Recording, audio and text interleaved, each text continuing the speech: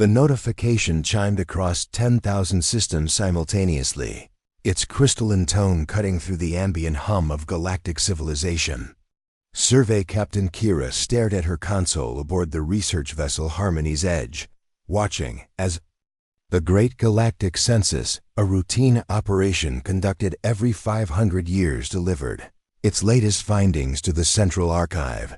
Most results were predictable. The silicon-based makers of Proxima 7 had expanded their crystal cities by 12%. The gas-dwelling Whispers had established 3 new cloud colonies in the Veil Nebula.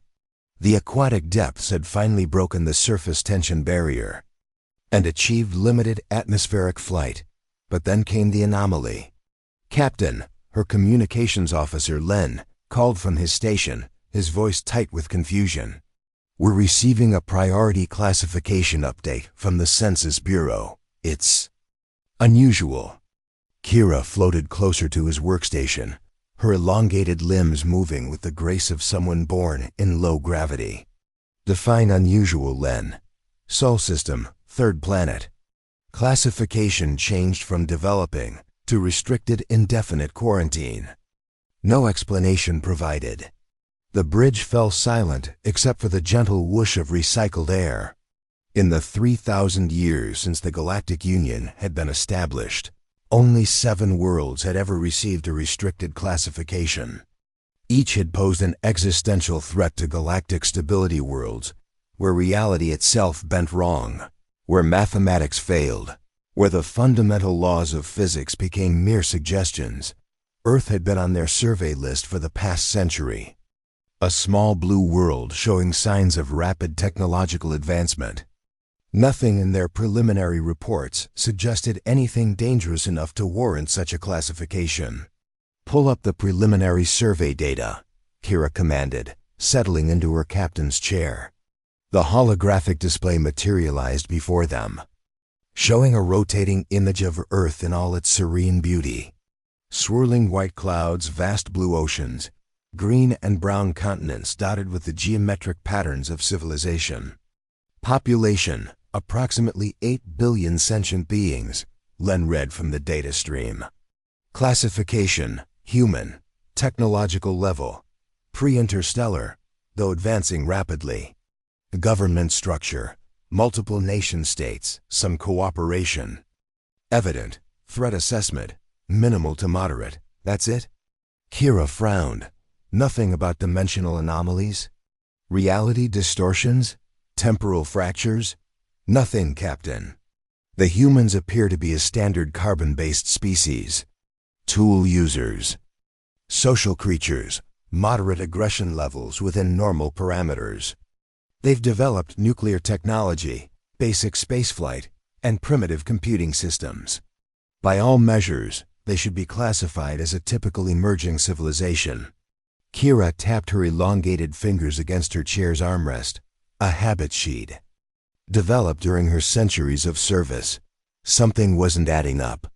The Census Bureau didn't make mistakes, couldn't make mistakes. Their quantum computers process data with absolute precision, cross-referencing millions of variables to determine threat levels. Len, send a formal inquiry to the Census Bureau. Request clarification on the Earth classification. Already done, Captain. Response came back immediately. Classification stands. No further information available at this time. The words hung in the air like a challenge. In her 400 years of service, Kira had never encountered such bureaucratic stonewalling. From the Census Bureau. They were researchers, explorers, scientists. Transparency was their creed. Every great bond starts with a single moment of courage. HFY Chronicle Stories is just beginning, and your support matters. If you love emotional sci-fi tales, forbidden connections, and stories that stay with you, hit subscribe. It's free, and it helps us bring more stories from the stars to you. Captain, interrupted Tess, her science officer. I'm detecting something odd about the quarantine parameters. The restriction field isn't just keeping others out, it's keeping the humans in. Complete isolation.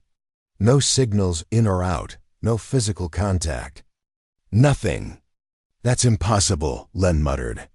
How can they advance if they're completely cut off? But Kira was already standing, decision crystallizing in her mind. Plot a course for the Sol system. Maximum stealth configuration. Captain, that's a direct violation of, I know what it is, Len. She turned to face her crew, seeing her own curiosity reflected in their faces. But in 3,000 years of galactic exploration, we've learned that the most dangerous thing in the universe isn't what we know, it's what we don't know. And right now, we don't know why 8 billion humans are locked away from the rest of the galaxy. The Harmony's Edge began its turn toward Sol, carrying its crew toward answers they couldn't yet imagine. 3 days later, the Harmony's Edge dropped out of hyperspace at the edge of the Sol system, its stealth fields engaged and sensors operating at minimal power. What they found defied every expectation. The quarantine field wasn't visible to the naked eye, but their instruments detected it immediately, a shimmering barrier of exotic energy that completely enclosed the system's habitable zone.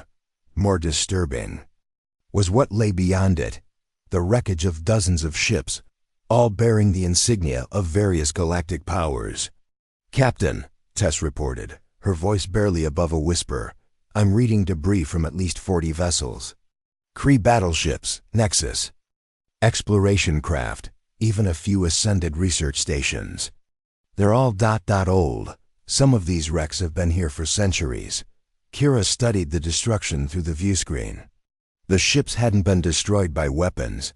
They looked as if they'd simply stopped. Hulls intact, no signs of battle. Damage, but completely lifeless.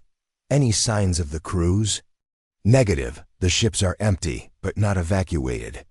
Personal effects are still in place. Food still in storage. Everything exactly as it should be, except... Tess paused, checking her readings. Again, Captain, according to bioscanners, the crews are still aboard. But they're not registering as alive or dead. The implication sent a chill through the bridge. Len worked frantically at his console, trying to establish communication with the silent ships. No response to any frequency. It's like they're frozen. In time, move us closer to the barrier, Kira ordered.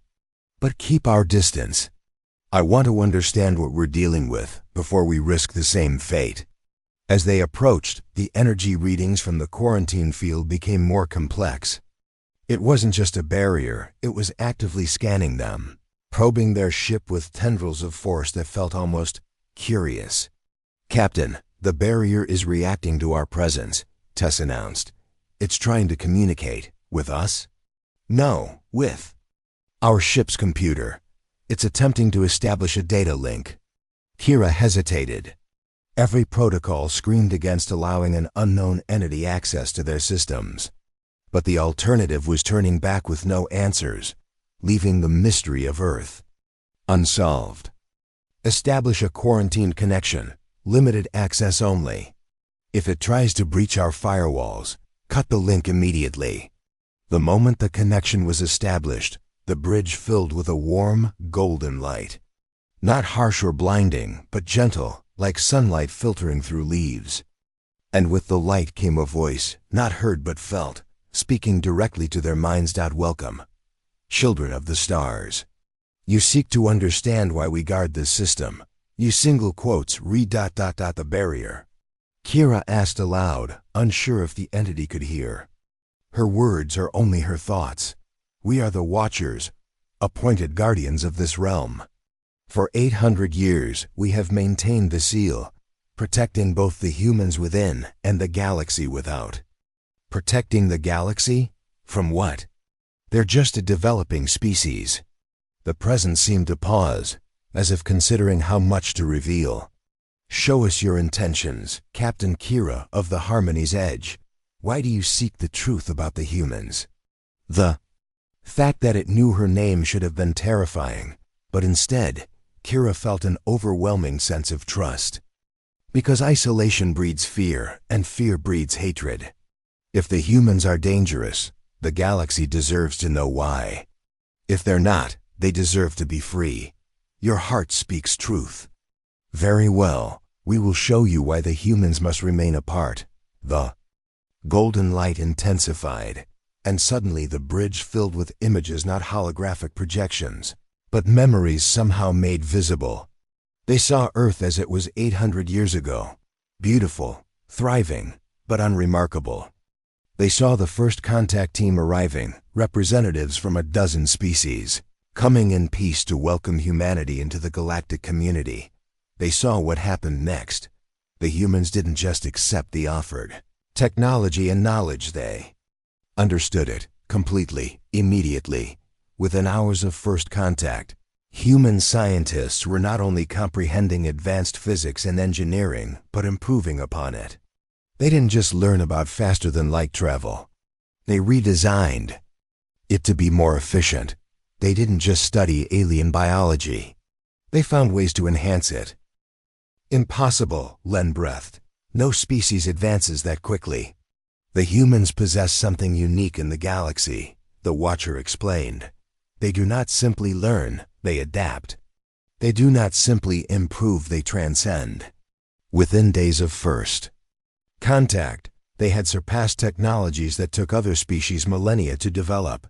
The images shifted, showing human colonies spreading across the galaxy with unprecedented speed. But something was wrong. The humans weren't conquering or enslaving, they were helping. Every world they touched became better. Diseases were cured, poverty eliminated, conflicts resolved. Yet the other species were becoming dependent, losing their own drive to grow and evolve. The humans' gift was becoming the galaxy's curse. In their desire to help, they were creating a universe of children who would never need to learn to walk. The Watcher's memories continued to unfold, showing Kira and her crew a timeline that rewrote everything they thought they knew about galactic history. The period known as the Great Silence, a mysterious century when technological advancement across the galaxy had inexplicably stagnated, suddenly made perfect sense. The humans did not realize what they were doing. The Watcher continued, its mental voice tinged with something that might have been sadness. Their nature compelled them to solve every problem they encountered, to heal every wound, to fix every broken system. They saw suffering and could not help but end it. The images showed human ships arriving at plague-ravaged worlds, their crews working tirelessly to develop cures. They showed human engineers redesigning failing infrastructures, human diplomats mediating conflicts that had raged for centuries. Every intervention was successful, every problem solved. But that's wonderful, Tess said, confusion evident in her voice. How could helping others be dangerous? Watch closer, the Watcher urged. The perspective shifted, showing the aftermath of human intervention. The cured species had stopped developing their own medical knowledge.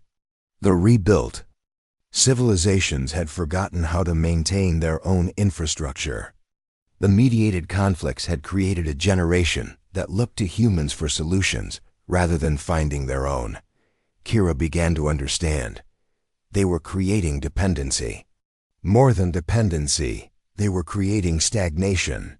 The very qualities that made humans remarkable, their adaptability, their problem-solving nature, their compulsion to help, were slowly removing the challenges that drove evolution and growth throughout the galaxy. The memories showed the crisis reaching its peak. A coalition of species had begun to worship humans as gods, abandoning their own development entirely. Others had grown resentful, viewing human help as an insult to their abilities. The galaxy was fracturing along lines that threatened to tear apart the very fabric of civilization. So you locked them away, Kira said, the full horror of the situation becoming clear. You punished them for being too helpful. Not punishment, protection. The ancients, the species that came before us all, had faced this choice once before. They could have solved every problem, answered every question, eliminated every struggle. Instead, they chose to step back to allow the younger species to find their own paths. The bridge fell silent as the crew absorbed this revelation. The ancients, the mysterious precursor civilization whose ruins were found throughout the galaxy, hadn't disappeared, they had withdrawn. Humans faced the same choice, but their nature made it impossible for them to step back. So we made the choice for them. The ships, Len said suddenly. The wrecks around the barrier. What happened to them? Those who came to breach the quarantine were given the same choice we face daily. They could turn back, or they could see the truth and become part of the solution, which means they chose to join us as watchers. Their consciousness was preserved, their wisdom added to our collective understanding. They help us maintain the barrier and guide lost souls like yourselves. Kira felt a chill as she realized the implications. You're trying to recruit us. We are offering you a choice. You can leave now, your memories of this encounter intact, but your ship's records wiped clean. Return to your lives. Tell your superiors that the quarantine is justified, but you cannot. Explain why. Live with the knowledge that you chose the easy path. Or you can see the whole truth. Understand not just why the humans must remain isolated, but witness what they have become during their 8 centuries of solitude. But know this: once you see, you cannot unsee. Once you understand, you cannot simply walk away. Kira looked around at her crew. Tess was leaning forward, her scientific curiosity overriding her caution. Len appeared torn between duty and desire for knowledge. The rest of the bridge crew watched her expectantly, waiting for her decision. What have they become? She asked. Something unprecedented. Something that could either save the galaxy or destroy it entirely. The weight of the decision pressed down on her. As captain, she had a responsibility to her crew, to the galactic community, to the pursuit of knowledge itself. But she also had a responsibility to consider the consequences of that knowledge. If we choose to see the truth, she said carefully, what exactly are you asking of us? To bear witness, to understand, and perhaps, if you find them worthy, to help us prepare for the day when the barriers must finally come down. The barriers will come down, eventually, yes. The humans are solving the problem from within, learning to control their nature, to help without creating dependency. But they are approaching a critical threshold. Soon, they will develop technologies that could breach the quarantine from the inside. When that happens, the galaxy must be ready. Kira closed her eyes, weighing the options. They could retreat to safety and ignorance, or advance into knowledge and responsibility. When she opened them again, her course was clear. Show us everything. The golden light intensified, and the harmony's edge began to move forward through the barrier. As they passed through the energy field, Kira felt something fundamental change within her, not just her knowledge, but her very understanding of what it meant to be alive in this vast, complex universe. On the other side of the barrier, Earth hung before them like a blue jewel, but even from this distance, they could see that something was profoundly different about the small world they had come to investigate. The Earth that appeared on their view screen bore little resemblance to the primitive world from the census data. Gossamer structures stretched between the planet and its moon, intricate webs of light and metal that pulsed with barely contained energy. Orbital platforms hung in perfect formations, not the crude, functional stations of most developing civilizations, but elegant constructs that seemed to bend space around them. "Captain," Tess whispered, her voice filled with awe, "the energy readings are off the charts. They're not just using fusion power, they're tapping directly into zero-point energy, the theoretical maximum efficiency. And look at those structures," Len added, pointing to the web-like constructions. "They're not just building in space, they're building with space. Those aren't conventional materials. They're manipulating the fabric of reality itself." "Now, you begin to understand," the Watcher said, its presence somehow gentler now that they had crossed the threshold. 800 years of isolation, of being forced to solve their own problems without external assistance. has pushed human development beyond anything we anticipated. As they drew closer to Earth, more wonders revealed themselves. The planet's surface was a patchwork of gleaming cities and restored wilderness, with no visible pollution or environmental degradation. But it was the cities themselves that truly defied comprehension. They existed in multiple dimensions simultaneously, folding space to accommodate vast populations while maintaining perfect harmony with the natural world. How many people live there now? Kira asked. Over 100 billion, the Watcher replied. But they have learned to exist without consuming. They create rather than take, build rather than destroy. A soft chime from the communications array interrupted their observations. Captain, Len reported, we're being hailed. The signal is ... It's coming from everywhere at once. Put it through. The voice that filled the bridge was unmistakably human, warm, curious, and tinged with an emotion that took Kira a moment to identify: loneliness. Welcome, travelers from beyond the veil. I am Marcus, speaking for the collective of Earth. We have been aware of your approach since you passed through the barrier. Please do not be alarmed by our greeting. Before anyone could respond, the bridge filled with a presence that was distinctly different from the Watcher, younger, more vibrant, but also more complex. Kira realized with a start that she was experiencing Marcus's thoughts directly, but unlike the Watcher's mental communication, this felt like a conversation between equals.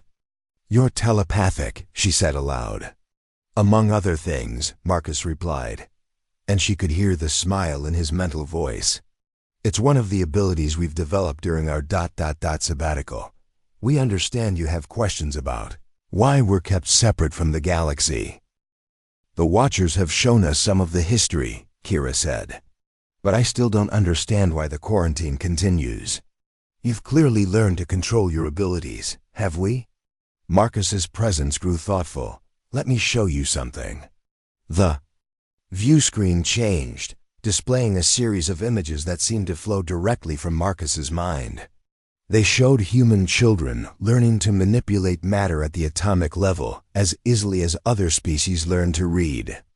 They showed artists creating symphonies of light and gravity that could be felt across star systems. They showed engineers building machines that existed partially outside normal space-time. We haven't learned to control our abilities, Marcus explained. We've learned to exceed them. Every human born in the last 2 centuries is capable of feats that would terrify most galactic civilizations. Not through technology, but through pure will and understanding. But you're not using those abilities to break free, Tess observed. Why? Because we've learned the hardest lesson of all, Marcus replied. Power without wisdom is destruction. We've spent 8 centuries not just developing our capabilities, but developing our character. Learning when not to act is as important as learning how to act. The images shifted, showing humans working together in ways that defied description.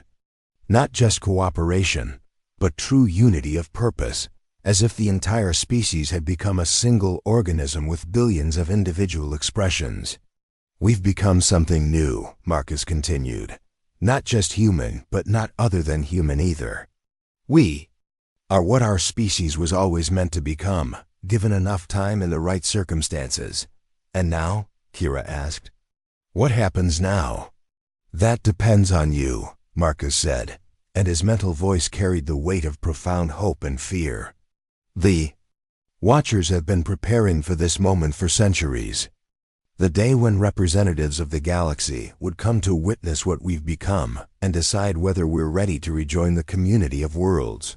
The Watcher's presence returned, overlaying Marcus's like harmonious music. The quarantine was always meant to be temporary. The humans were never prisoners, they were students. Students who have now surpassed their teachers. But the decision to end the isolation cannot be ours alone, Marcus added. It must be made by those we would rejoin. The galaxy must choose whether to welcome us back or maintain the separation. Kira felt the weight of this responsibility settle on her shoulders. The choice wasn't just about Earth or humanity, it was about the future of galactic civilization itself. What would happen if we said yes? She asked. If we recommended ending the quarantine? Change, Marcus replied simply. Not the destruction of what exists, but the transformation of what could be. We've learned to help without creating dependency, to solve problems without removing the growth that comes from struggle. We could share that knowledge. And if we said no? We would understand, Marcus said, though Kira could feel the sadness beneath his words. We would continue to grow, to learn, to prepare for the day when the galaxy is ready for us. We are patient. We have learned to be patient. The bridge fell silent as the crew absorbed the magnitude of the decision before them. They had come seeking answers about a routine census classification. Instead, they had discovered a species that had evolved beyond the normal parameters of existence, guided by watchers who had preserved the balance of galactic civilization. For millennia, now they had to decide what to do with that knowledge. The debate raged for hours aboard the Harmony's Edge. In the captain's ready room, Kira listened as her senior staff wrestled with the implications of what they had learned. The risk is enormous, argued Commander Vale, her first officer. Even if the humans have learned restraint, their mere presence could destabilize the entire galactic order. What happens when other species learn that such rapid evolution is possible? But the potential benefits, Tess countered, her scientific mind focused on possibilities rather than dangers. They've solved energy scarcity, environmental destruction, even resource allocation. Problems that have plagued civilization for millennia. Len remained quiet, methodically working through the data they had gathered. Finally he spoke. The question isn't whether humanity has changed. The question is whether we have. All eyes turned to him. Explain, Kira said. 800 years ago, the galaxy chose isolation over integration because we weren't ready to coexist with a species that could solve our problems for us. We were too dependent, too willing to let others carry our burdens. Has that changed? The room fell silent as each officer contemplated the question. Through the viewports, Earth hung in space like a beacon of possibility, its dimensional cities and impossible structures a testament to human achievement. There's only one way to find out, Kira said finally. We need to test ourselves. She activated the communication system, reaching out to Marcus and the human collective. We have a proposal. Rather than making this decision for the entire galaxy, we'd like to conduct a limited experiment. Allow a small group of human representatives to visit a single system, one of our own choosing, and see how both species handle the interaction. Marcus's response came immediately. We would welcome such a test, but it must be conducted with absolute transparency. All members of the galactic community should be aware of what is happening and why. This is wisdom, the Watcher added. 2. Choose gradual integration over sudden change. Shows growth on both sides. The next several days were spent in intensive preparation. Kira contacted the Galactic Council, submitting a full report of their discoveries and requesting permission to conduct the integration experiment. The response was swift and unanimous. Approved, with the caveat that the test would be closely monitored by representatives from all major species. The chosen location was Haven Station, a neutral research facility in the Centauri system where scientists from dozens of species work together on collaborative projects. If humans could integrate successfully anywhere, it would be there. 3 human volunteers agreed to participate. Marcus, who had been their primary contact, Dr. Elena Vasquez, a biomedical researcher, and James Chun, an engineer specializing in sustainable technologies. They arrived not on a gleaming starship, but in a simple transport that could have been built by any spacefaring civilization. The first meetings were tense. The station's residents, including Kira's own crew, who had volunteered to facilitate the experiment, watched the humans with a mixture of curiosity and apprehension. Would they immediately begin solving problems uninvited? Would they demonstrate abilities that made others feel inadequate? Instead, the humans did something unexpected. They listened not for the first week. They simply observed, asking questions but offering no solutions. They showed genuine interest in the work being done, the challenges being faced, and the cultural differences that shaped each species' approach to problem solving. When they finally began contributing, it was not by providing answers, but by asking better questions. Marcus suggested alternative approaches to a struggling xenobiology project, but let the research team develop the solutions themselves. Dr. Vasquez shared insights about cellular regeneration that opened new avenues of research. But she worked as a collaborator rather than a leader. James offered to help optimize the station's power systems, but only after spending days learning how they currently functioned and why they had been designed that way. "They're not trying to fix us," observed Dr. Kellara, a Nexus scientist who had initially been skeptical of the experiment. "They're trying to understand us." The breakthrough came in the third week when a containment failure in one of the research labs threatened to release a dangerous organism into the station's atmosphere. The human response was swift and decisive, but not solitary. Marcus coordinated with the station's emergency teams, his enhanced abilities allowing him to anticipate and prevent cascading failures while the regular staff handled the standard protocols. Elena used her knowledge of cellular biology to help develop a neutralizing agent, working alongside the station's medical team rather than supplanting them. James modified the environmental systems to create containment barriers, but he did so by upgrading existing equipment rather than replacing it with incomprehensible human technology. The crisis was resolved in hours rather than days, with no loss of life and minimal disruption to ongoing research.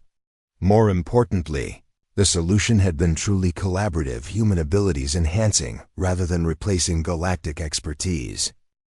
"They've learned the difference between helping and taking over," Kira observed in her final report to the Galactic Council. "More than that, they've learned to make us better at helping ourselves." The Council's decision was unanimous. The quarantine would be lifted gradually, with humanity being granted full membership in the galactic community over a period of 50 years. It would be a careful integration, monitored and adjusted as needed, but it would happen. Standing on the observation deck of Haven Station, watching as the first official human diplomatic vessel approached for docking, Kira reflected on how much had changed.